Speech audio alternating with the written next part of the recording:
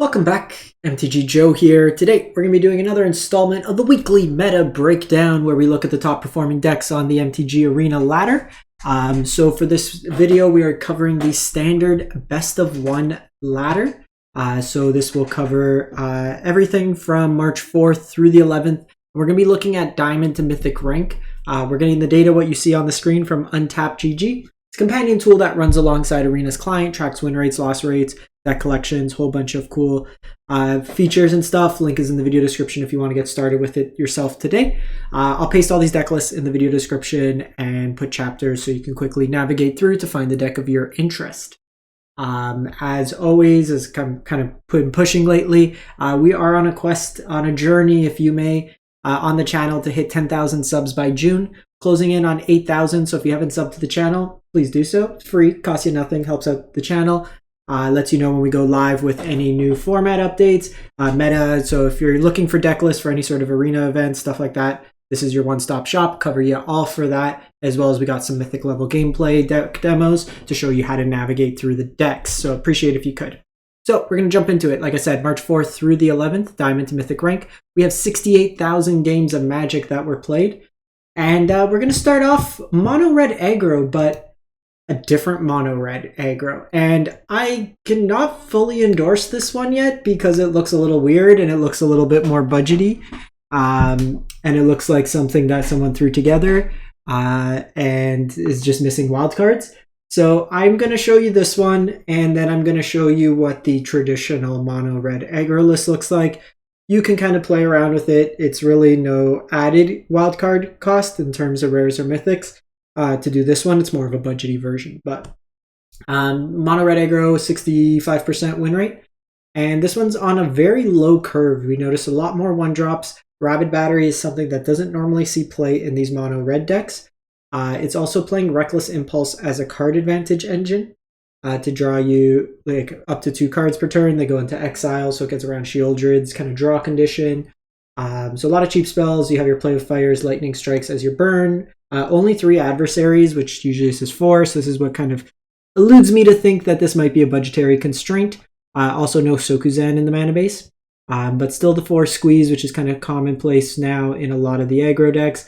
And then some copies of Rending Flame to deal with Shieldred and other big creatures, still the same number of Feldons.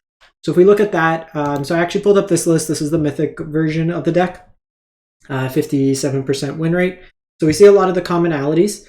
You still have your same one drops in Kumano, Swiftspear, Phoenix Chick, Play with Fire. A couple copies of Strangle, just additional kind of burn.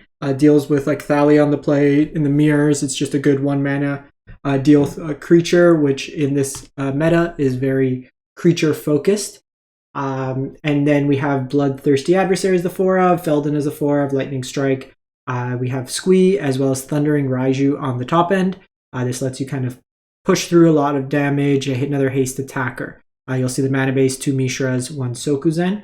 I've seen some of them cut down to 3 of the Feldons, play Shivan Devastator in the place. But if you're like on a budget starting out, like starting off with this is reasonable, and then kind of working towards this, you're looking at 4, 5, 6, 7, 8 rares and 1 mythic more to build out this version here. Because this version is going up to 4 mana, that's why you'll see 20 lands versus the 22. So it's a consideration there as well. Had the tab open twice. But jumping next, Azorius Soldiers, a 65% win rate deck. And this is a deck that's got quite a few variations when it comes to the deck. Your biggest kind of change is the 2 or 3 mana slot, which is kind of good in a way because it offers you flexibility in terms of your deck to customize it to what the meta is kind of producing right now. So core of the deck, you have your 1 drops in Recruitment Officer and Yodian Frontliner.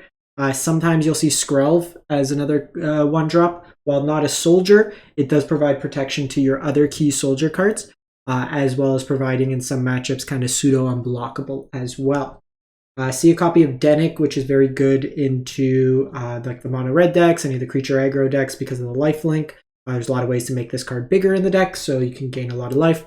Also in heavy removal, you get 2 creatures out of 1, and it incidentally shuts off things like Corpse Appraiser, any of the kind of reanimate stuff that might be floating around. So there's 4 Harbin, so you're trying to go wide with this deck and then fly over the top. On its base stat, 2 mana, 3/2 flyer is a pretty good rate. A couple Protect the Negotiators as counter spells that can be kicked for another soldier. It's a little odd seeing the Protect the Negotiators in here, to be honest, like a Thalia kind of combo. I may probably just say, like at 2 of, it's probably not the best card. You're probably just being, I would say go more linear.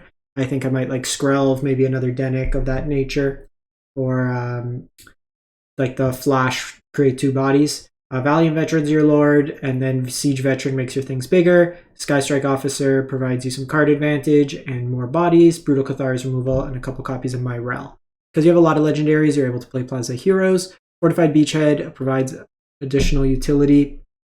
And like I was saying in the past, this deck, a lot of folks still haven't incorporated the... I want to see if the other deck... there's only 1 Soldiers this week. A lot of them have not moved on to the new mana base yet. But play the fast land, Seachrome Coast. Play that in the mana base. You don't need a basic island.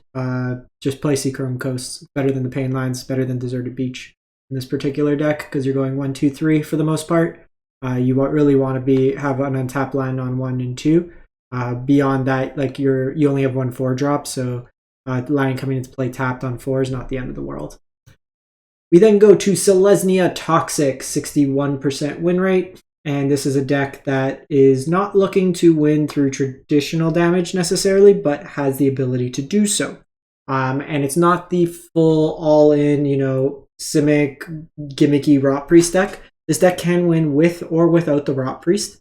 And it's interesting what we've seen with the kind of pivot of this deck, where they've moved off of Tyvar's Stand, they've moved off of Bloated Contaminator, and they're now moving to Charge of Mites.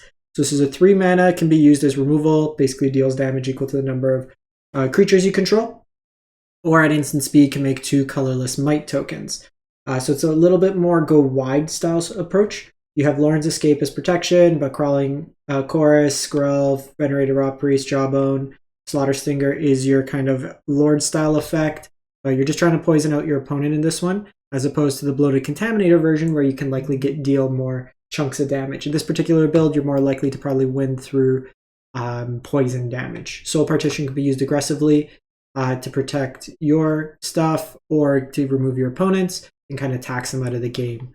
Seed Core as a way to pump up your dorks, as well as Myrex as a way to get additional creatures. So a lot of utility lands in this deck here. We then move to Mono White Control, Mono White Midrange, 60% win rate. So this is kind of the slower version of the deck. From what I saw, like it kind of falls off once you go to Mythic.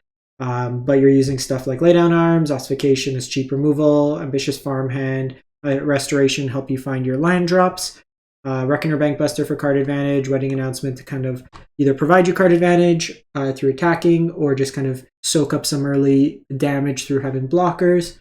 Sarah Paragon lets you rebuy things, Wandering Emperor is removal. And then like your top end's just winning with really powerful planeswalkers.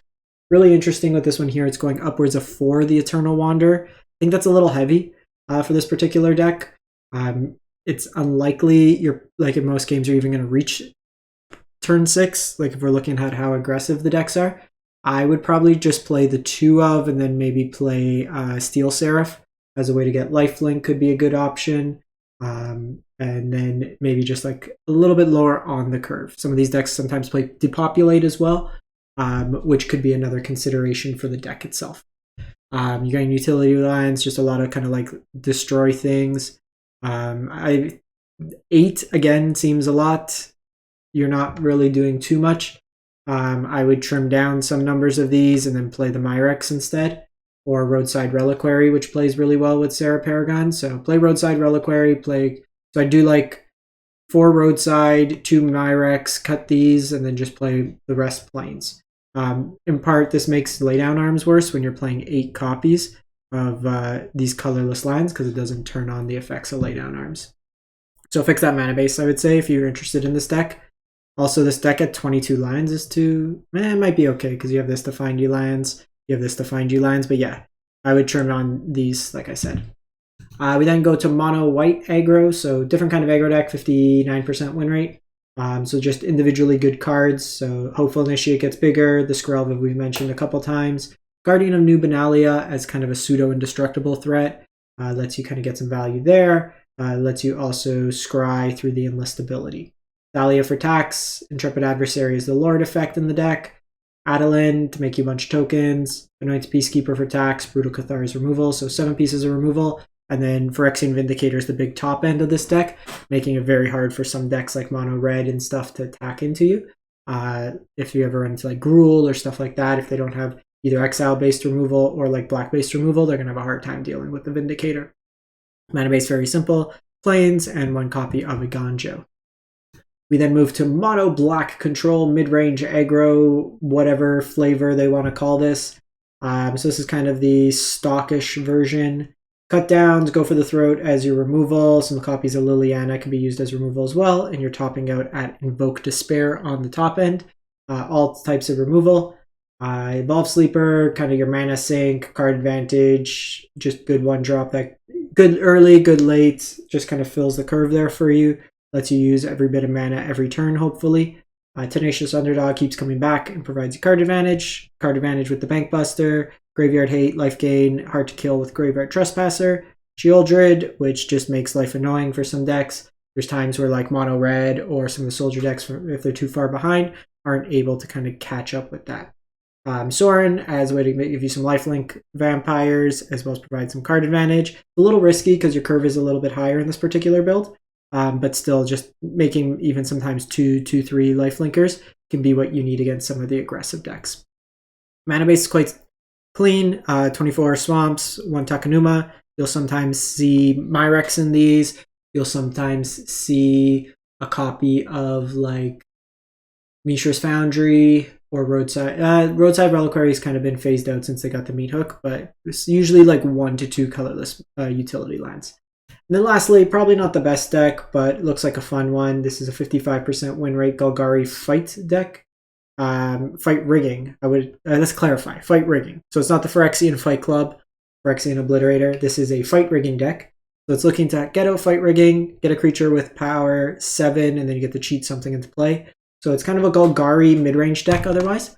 So you're trying to cheat into play things like Tyrannix Rex, Invoke Despairs, Gix Command on the top end. You have Archfiend of the Dross, as well as Shakedown Heavy, which can prop it the next turn. So on turn 4, you can basically cheat out one of your more expensive drops. Supplementing the deck, you got like Cut Downs, Go for the Throats for early removal. Glissa is just an all-around good card. And then Tenacious Underdog and some ramp out of the Armored Scrap Gorger. Seen some copies of Myrex in the mana base. And then I don't know why there's there's a forest. This looks like an island. Like the coloring of it, I legitimately thought it was an island. I was about to comment. This mana base is interesting. Like you have the Jungle Hollows. It kind of makes sense. You're never really playing on one anyways. Gives you some life gain. But I think just from this looks like a budget constraint thing. Play one of the Triomes, like one of the cycle lands. It kind of provides a similar idea with being a dual land, but can let you cycle late game if needed. But yeah, that's it for the week. Let me know what you've been playing, what you've been enjoying. With this upcoming week, we have the Historic Metagame Challenge, so I'll be posting some deck lists for that. Got to do a little bit of curation to see what's good in best of 3 Historic for y'all. In the past week, featured a deck that got me Mythic and Explorer. It was a mono green Stompy deck in best of 1, so there's a whole video dedicated to that, as well as some standard gameplay and an updated kind of run with my Historic Boros Burn deck. If you want to check that out, all the gameplay's on the channel as well. Like I said, if you're interested in a lot of these decks, there's gameplay videos up on the channel. Otherwise, if you have any questions, feel free to drop comments. And we'll catch you next time. Thanks for watching, everyone. Hope you have a great one.